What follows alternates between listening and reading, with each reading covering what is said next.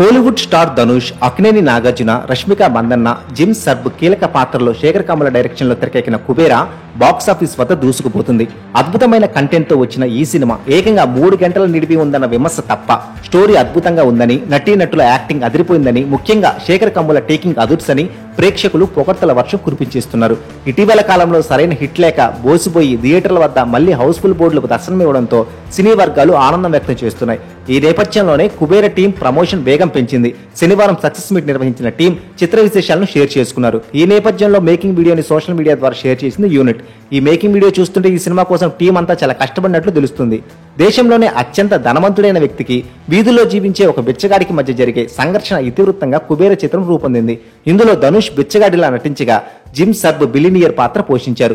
మంచి చెడుల మధ్య నలిగిపోయే CBI officer పాత్రలో నాగార్జున నటించారు. బిచ్చగాడిలా ధనుష్ మారిన వీడియో ప్రస్తుతం సోషల్ మీడియాలో వైరల్ అవుతుంది. రోడ్డు పక్కన సిగ్నల్స్ దగ్గర మనం చూసే బిచ్చగాళ్ళలా ఆయన మేకోవర్ అయిన విధానం ఆకట్టుకుంటుంది.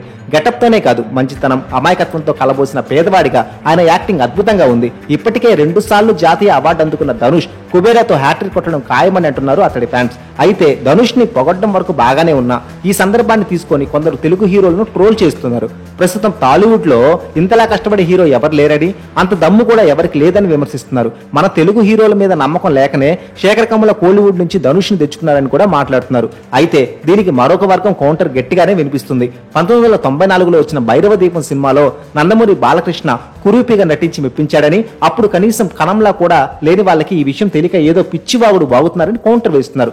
అప్పట్లో మేకింగ్ వీడియోలు రిలీజ్ చేసేందుకు సోషల్ మీడియా లేకపోవడంతో బాలయ్య కష్టం ఎవరికి తెలియలేదని, కొందరు ఎన్ని జన్మలెత్తినా ఆయనకి సరిపోరని గట్టిగానే డైలాగులు పేలుస్తున్నారు.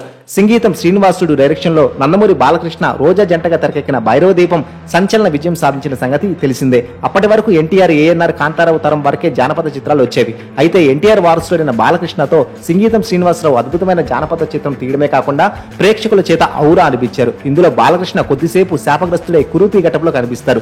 అప్పట్లో అది సంచలనంగా మారింది. ఈ గెటప్ వేయడానికి 2 గంటలు, తీయడానికి 2 గంటల సమయం పట్టేదట.